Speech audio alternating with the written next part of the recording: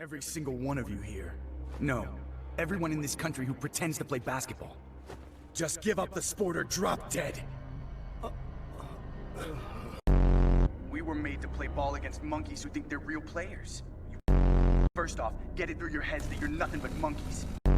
And monkeys don't have any right to play on this court. It'd be one thing if you kept your mouth shut, but I can't tolerate monkeys who underestimate us. I didn't realize Japan had players like them. Well, I mean, they aren't bad. For a pack of monkeys, that is. I'm like, bro, what you on?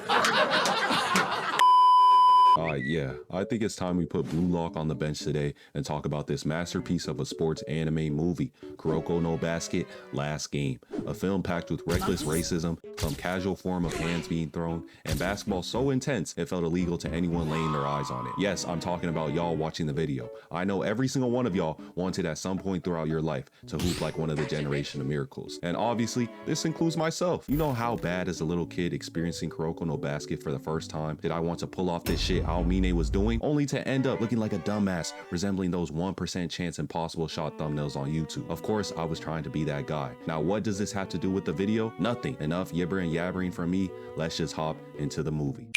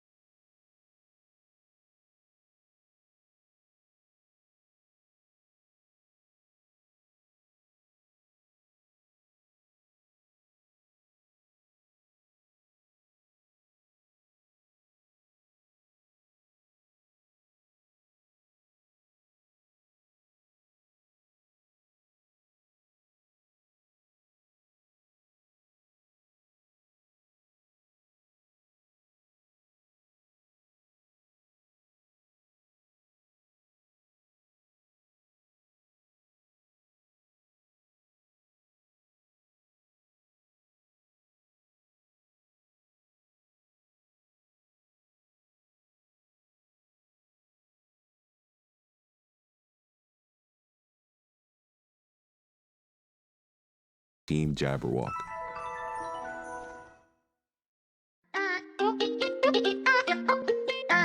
Man, I need to change my ringtone. Yo, Ironheart, my dog, how you been? Nigga, get off my dick like you some fan. We played on the same team. Alright, bro, that's why you still got that nerdy-ass ringtone that sounds like the shit off of Friday Night Funkin'.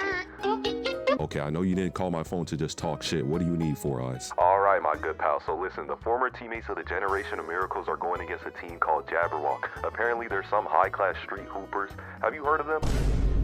Hyuga? Yeah, what's up? Let me ask you something. Are you playing in that match? No, why? Good. A player's reputation from staring won't get ruined. Dog, what does that even mean? Let me tell you something, Hyuga. There comes a time when a man must run away from fights that aren't worth facing. This will be one of those times. Huh?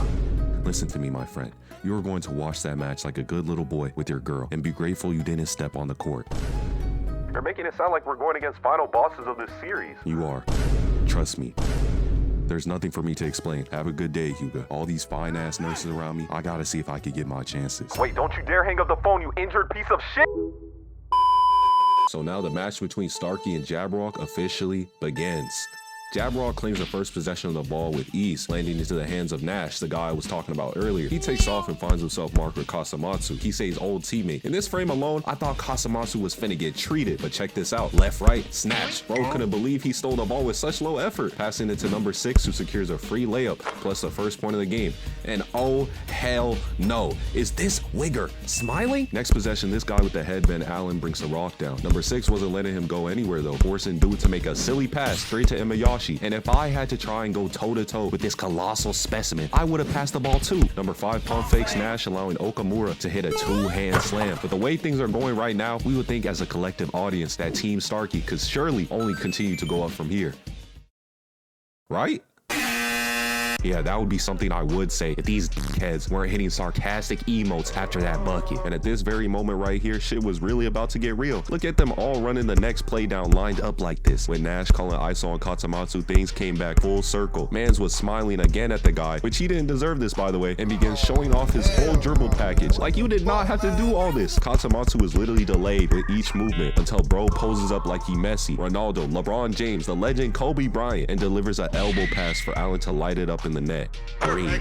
And for the rest of this match, sadly, it was full of disrespect and utter humiliation, because what do you mean this white boy right here is going to feint the toss, make number 6 stare out into the distance looking silly, proceed to grab the ball back with a devious grin, and bonk bro right in his face like, I am not taking this. Let this big black boy Zach hit a and score. Come on, man. By the time we knew it, the game was already a done deal. None of the Generation of Miracles was rocking with the disrespect this team was displaying. A final score of 86-6 in a friendly street ball match is absolutely soul crushing, let alone a nigga spitting on my hand after I try and show him some sportsmanship on top of being racist for no reason whatsoever. Yeah, you would have had to go at that point, but this was Team Starkey we're talking about. They weren't going to do anything. Thankfully, with no fear, Rico's dad was here, telling those boys in a week he'll gather his super team to drop them off, and if he were to lose, he would cut his stomach wide open. No, I didn't make that up. He actually says this. In a week, we're gonna have ourselves a rematch. And if you beat us, I'll cut my stomach open. I'll cut my stomach open. I'll cut my stomach open. I'll cut my stomach open. Why the fuck you lying? Already moving like Akashi back then. So Nash agrees, and we fast forward to all the top dogs meeting up at the gym. By the way, to have a girl like Momoi has to be top 1 achievements in your life. Pouncing on my boy Kuroko like this on site. Till this day, I don't know how giving her a popsicle made her fall in love with him, but game is game. Also, the bench players are going to be added to the lineup for the team, and I'll be very real with y'all. They're not getting subbed on the court at any time throughout this movie. They're kind of just on the team just to be on the team. Man, this shot is so clean. You could just feel the aura. Everyone's practicing doing the things they normally do, like it's clockwork. Kagami styling. Midorima's hitting nothing but net. My glorious demigod Almine is getting shifty, and so on. Meanwhile, Rico's dad was pulling up to Jabberwock and Roppongi because apparently they were causing some type of trouble at a party. The reason he even cares is because he's funding their stay, so they won't leave back to the US. Kuroko was there too, because even after years of his teammates being his friends, they still forget to remember he exists. I hate to break it to you thugs, but y'all are fucking with the wrong Japanese niggas. We are a dream team,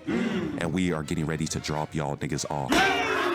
Hey, bro, are you serious, gang? Your ass is trash, nigga. I know you got no type of badges. Save all that talk for the game. You're nothing more than a servant in your clown of a king's story. I know damn well he didn't just reference some Blue Lock shit and try to change the words to clown me. Yes, sir. That's why he's Mr. Phantom 6 of the Generation of Miracles. Even if he's gonna get his ass tossed by someone bigger and stronger than him, when it comes to the sport of basketball, no matter how intimidating the opponent is, best believe he's gonna stand 10 toes. Luckily, the squad remembered about their friend and arrived on time at the scene, exchanging some final words before the game. Akashi ends up telling them all that talk just to be ready to lose. Believe me when I say this, you guys are going to die on that court, and I mean actually die on the court. Your loved ones, family and friends, hell, if y'all even got those, won't be safe either. We taking them all out.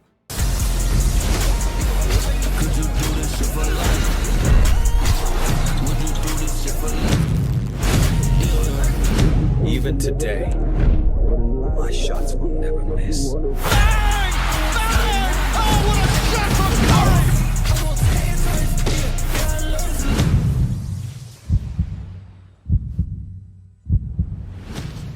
Alright, so the tip-off of the last game between Vorpal Swords and Jabberwock finally starts. Murasaki Bara wins it over, and we see Akashi leading the play. Cross, step in, scouts the court out, and goes dumb. Really had Zach reaching for anything but the ball. I've fallen, and I can't get up. Like, is bro good? He then goes for the clean behind the back, turns, and look at this awareness. Dude instantly knew who was on their way to complement this nonchalant lob. Why am I using the word nonchalant? Is because look at this frame.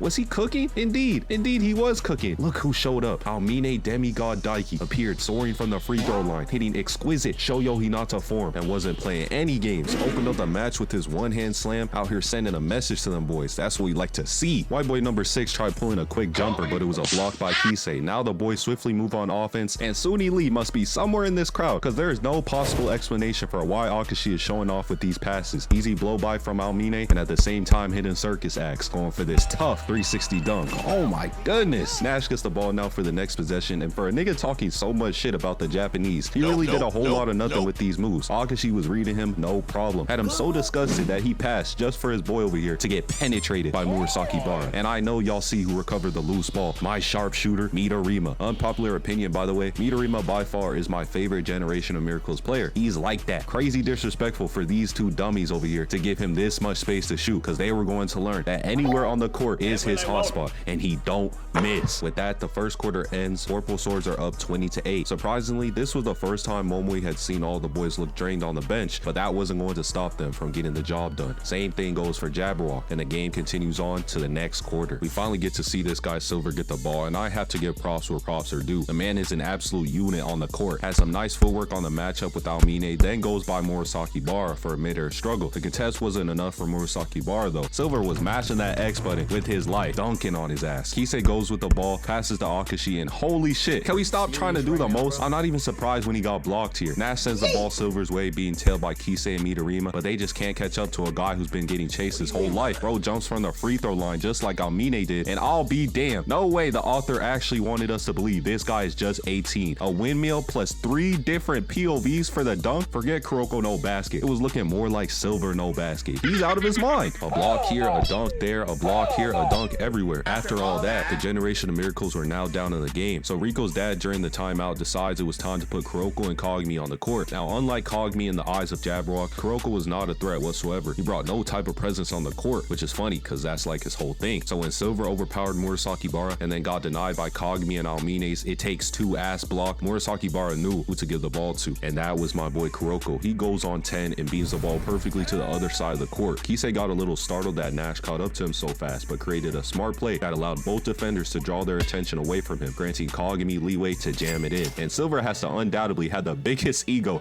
in this whole movie. He got blocked one time and was popping veins while adding on the lines of, "Just make damn sure you send the ball my way. They're all gonna die." So I guess niggas just be fake demons now, because a double team of doom from Murasaki Bara and Kogami comes in, and this bum pays no mind to his wide open teammate. Almine got that free lick and was about to go crazy on the 2v1, but he heard Kuroko asking for the pass, and he was like, damn, I can't even get a free highlight reel without this 5'6" blueberry boy asking for the ball. So he lets him have it, hitting the rotation for a far dime to Kisei, getting another free point. The score is now 36-40. Jabberwock has a 4-point lead at the end of the second quarter. On the bench, Nash was tired of Silver crying and basically throwing a whole temper tantrum, so he told him to shut that shit up and let him handle the rest. He wasn't lying either. I'd say for most of the start of the third quarter, Nash had a different vibe. Kogami even said it himself. Here he comes.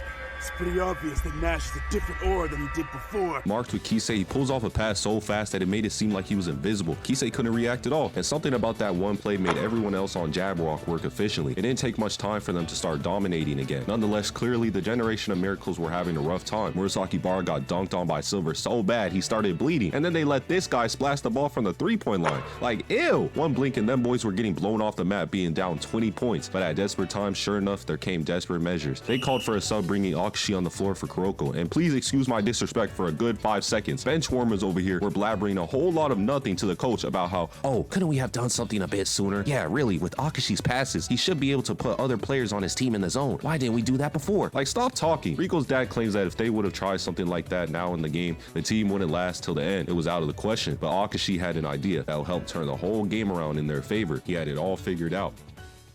With 5 minutes winding down to end the third quarter, the crowd in Jabberwock came to being a complete surprise as we see Almine and Kisei taking the charge, activating one's perfect copy and the other's own simultaneously. And man, this team up gave me so much tears of joy running down my legs. They were posted side by side, hella tough. Heard the green light and took off straight at that man Silver. Wasn't no fun in games anymore. They were moving different, had that boy spinning in circles. One was coming from the right and the other to the left. He knew he messed with the wrong duo. One slip up and Kisei said, give me that. He was so locked in that it felt like there were two Almines on the court. Was copying Akashi's moves as well. Easy money. Made 6 take a seat. Almine went with the ball and faked out the gorilla for the very realistic shot. That shit was not ridiculous whatsoever. I've done that move, trust. Watching both of these two's performance had Momoi all emotional. It reminded her of the good old days back in middle school. Good for her. Now what wasn't good was Murasaki Bara still getting torched in the game. Even while Almine and Kisei were keeping up with their level of play, he was still struggling with his defense. And can I really say he was selling during this point in time? Rewatching this movie back, I'd even peep this shot shot Allen took, where he flash steps back on my guy. As Murasaki Bara being in the center, having to deal with this sucks. But now Kisei, just like me, was finna make sure to spin back for bro. He catches up to Silver, who had the ball on another play, using Almine's speed paired with Murasaki Bara's defense to block the shot. Getting the ball, I saw the lights becoming paid actors the way they were shining on him, and knew he was going to turn up. This moment gave him a whole flashback talking to Kasamatsu, who was pleading for him to get revenge, and there was nothing more to be said. Present day, Kisei successfully dunks on Silver in the paint, having him ultimately enter the zone. And it wasn't just the zone, but also perfect copy. Midorima on the bench gave one of the most promising lines to further gas this boy up. Listen to this. But I can say this with certainty.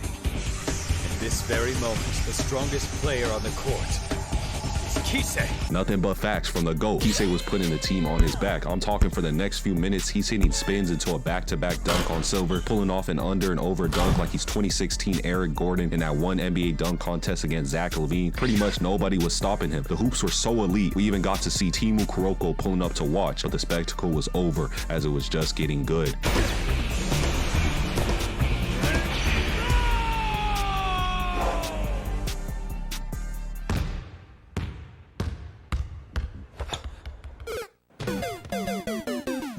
Unfortunately, Kisei had succumbed to his limits, making him unable to play any longer. I really wish we got to see more from him, but it is what it is. On the bright side, during that run, Akashi was doing some witchcraft, letting his other personality take the controller. And when he got back on Nash, he shuts him down with ease, as his Emperor Eye was now in effect. Kisei being out of the game didn't bring down the team's spirit, but made them go at it with jab walk even harder on the floor, black bitch. Akashi notices that with Midorima back in the game, he was going to get double teamed no matter what. It didn't faze him at all though. He was still pushing to put in the work. Passes the ball to Kagami, which he passes back to him and sends a care package for Murasaki Bara. All their efforts, commitment to the game, were slowly doing them some justice. The score gap wasn't as far as it was before, so Akashi and Midorima took the opportunity on the timeout to talk about pulling off something crazy. And you know it's crazy too when bro is hitting a little smile with the most confidence in the world. Jabrock unironically got the most busted player to reach in his deep bag of experiments and perform a move he hasn't done in a long time.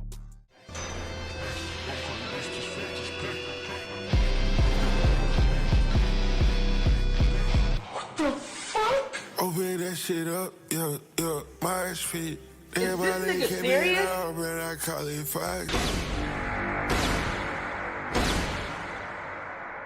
You didn't have to make it look so easy, you know? They do have a timeout. Decide not to use it. Curry, way downtown. Bang! Oh, what a shot from Curry! Oh my lord, my green-haired GOAT was performing at his best. I've watched this movie too many times to count, but every time I see that shot, I contemplate if I should pick up a basketball ever again. Kagami knows how elite that move was too. He's seen it firsthand in the past. Midorima said the first time was so nice, I had to do it twice. Lets it fly again, and the same results are shown. This nigga kept the follow through too. He knows he's clean. Homeboy on the bench was laughing his ass off. As much as he wishes he was out there playing, he can't deny the duel between Midorima and Akashi was unmatched. Almine gets a steal. Akashi runs down on the fast break. These buffoons were looking dumb. No look pass and Midorima was there. No contest with nobody on him. The double team tried. He side Midorima in 5. 3 possessions. That's all it took for Midorima to help the team come even closer to Jabrock on the scoreboard. I was ready to start celebrating. If they kept doing plays like that, it would be a calm sweep. But of course, this wouldn't be an anime without the oppositions raising the stakes even higher. Not only did Nash dribble down with the ball in the most zestiest fashion in the following minutes, but he reveals that just like Akashi, he has an eye with special abilities too, the belly all eye. And I might rile people up, specifically Nash fans, but I'm gonna keep it 100. This was such an ass pull. What killed me and made the scene so much more funnier is how Blondie had an entire convo with Akashi like a spoiled brat that his eyes were better. Our eyes may be similar, but compared to my belly all eye, yours is nothing at all. Wrap it up, bro really was going eye for eye. One step and the heavens were glazing him with enlightenment. Akashi attempts to use his future sight, and even in the future sight scene, dude was getting touched. Furthermore, Nash's eyes are also explained to be in a case that unlike Emperor Eye, which can see a single player's future at a time, the belly all eye can see all allies and enemies' futures all together. If that doesn't scream broken, I don't know what to tell you. Akashi's still getting locked down, so he sends the ball to Almine. Was this the play? I'd say no. This weirdo ascended out of a black hole and said no free buckets. On the offensive, he was stealing Akashi's whole flow. Ass to the floor, spins on Midorima, drawing the and one layup on Kagami. Finally, Murasaki Bara wanted to now add on to his screen time and asked Momoi for a hair tie. So with his hair tied now, he was going to chef something up in the paint against Silver. Sure, the first time things didn't go his way, but passion was going to be his biggest benefactor. And after a while, he was on Silver's head, hits the dash and puts him on a t-shirt. The clamps were insane. Great great center play was coming out from Murasaki Bara, but all generational runs had their endpoint. His left arm after the midair collision with Silver was broken, so he couldn't play in the game anymore. Gotta give him some respect for still wanting to continue, but Kuroko was not having it. This is the type of stare someone hits you with when they just want to wipe you off the face of the earth. We see Akashi staying on his feet with Nash forcing the pass to number 6 in Kuroko's blind spot. He was coming off short, but Almine hawks him down while in the zone and contests the shot. Bro was up there. Bounce pass play for Silver, but like Almine, Kogmi had his hops at max 2. Both longtime rivals were in sync. Kuroko got fired up on this other play. Misdirection pass into the catch for Almine. Silver caught up, but he was in the wrong domain. Behind the backboard and it's in. Intercept for Kuroko's phantom shot and it's also in. Score is 83 to 87. Both teams were going back and forth with buckets. Nash letting it rip on Kogami's face. Kogami rebuttaling back with a counter thanks to Almine. Nash again letting a fadeaway fly over Midorima. Damn, they just can't stop. And just like that, we were at the end game of the match. Long story short, Akashi becomes one with his inner self to unlock the true Emperor, as the one he's been using so far throughout the entire series was incomplete, and so trusting to surpass his limits, he creates a game-changing defensive play on Nash. Midorima had the ball once more delivered to him. These idiots will never learn to not leave him open. What is this formation? So he shoots and drains it in. 1 point game, 10 seconds left on the clock for the final possession, and Jabrock is obviously running down the time. 5 seconds remaining, Nash is rage baiting, but the series is called Kuroko's basketball for a reason. Kuroko came in clutch at the perfect time, getting the ball out of Nash's hands, going down court to finish things once and for all. Saw this frame of Nash right in front of the basket and knew he was finished. Almine and Kogmi were ready to catch a body. He throws up the game-winning lob to both of them, and they posterize him with the power of friendship. Final score 92 to 91. Dunked on by 2 people at the same time is crazy. Could never be me. No way. That pretty much is the end of the movie. Kogami says goodbye to Kuroko on the following day after the game, since he's going back to the US in order to make the NBA, which hopefully not just him, but all the generation of miracles made it at some point. Wouldn't want them having some everyday jobs with their talents. So if you enjoyed the vid, like and subscribe. My bad for this being way overdue. Totally wasn't messing around. Thanks for watching, and goodbye.